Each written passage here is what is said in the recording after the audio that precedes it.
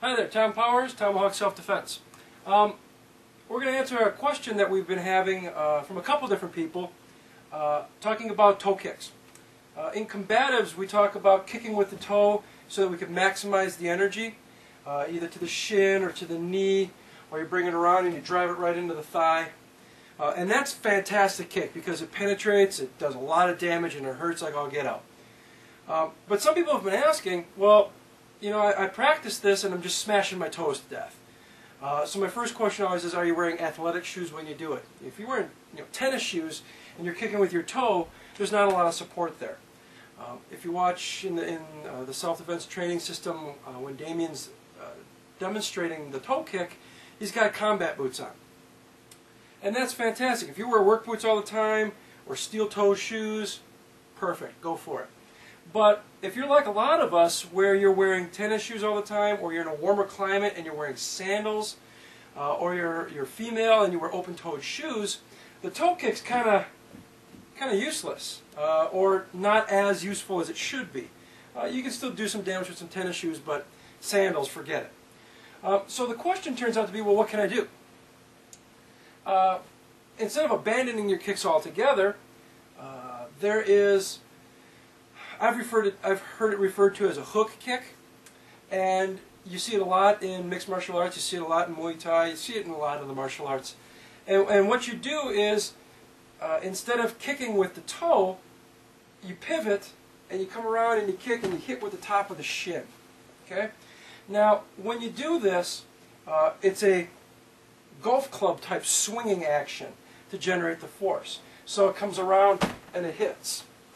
Now, we don't want to use the top of the foot because unless you've conditioned that and really worked on it, the top of the foot's got a lot of small bones in it. So you can bust yourself up.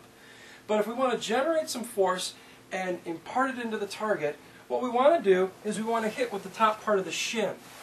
Actually, just above the ankle, the lower part of the shin, I should say. Right about here. Right? We want to kind of swing it like a golf club so it comes in and goes right there. Now, to generate force, if you have your foot pointed at this guy and you come around, your hips kind of bind up.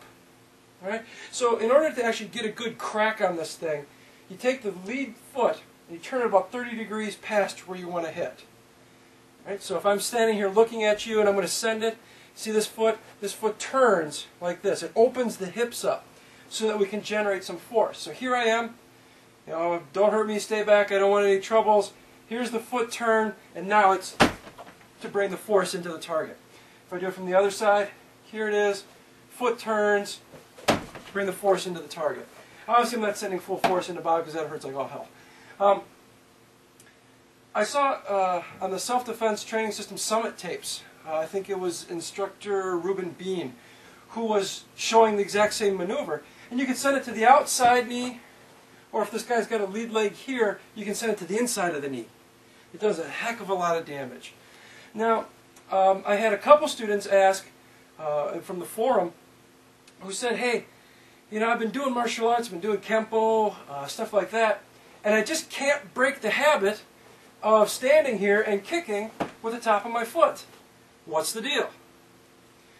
The quick, fast way to break the habit of kicking with the top of your foot is to break that distance that you've got in your mind. For years and years and years, if you've done martial arts, you know what your distance is to make your kick. So I know what my distance has to be to do a side kick into this guy's ribs. Okay? That's fantastic. In order to break that habit and kind of generate this kick, I simply move in a little bit, about a half a step. Because now that natural targeting that I have is going to come around, and even if I do point my foot, I'm still going to contact with the shin. So, if I'm normally here, all I do is just move in that little bit, and it's going to feel uncomfortable while you're first trying this. But once I moved in, I turn, and I send the kick. That's it. In Combatives, I don't like to add a lot. I don't like to add a lot to the self-defense training system. In fact, I'm trying to take stuff out, make it simpler. However, when it gets right down to it, if you don't wear combat boots all the time, you might want to look at adding this into your repertoire. Again, Tom Powers, Tomahawk Self Defense. Talk to you guys soon.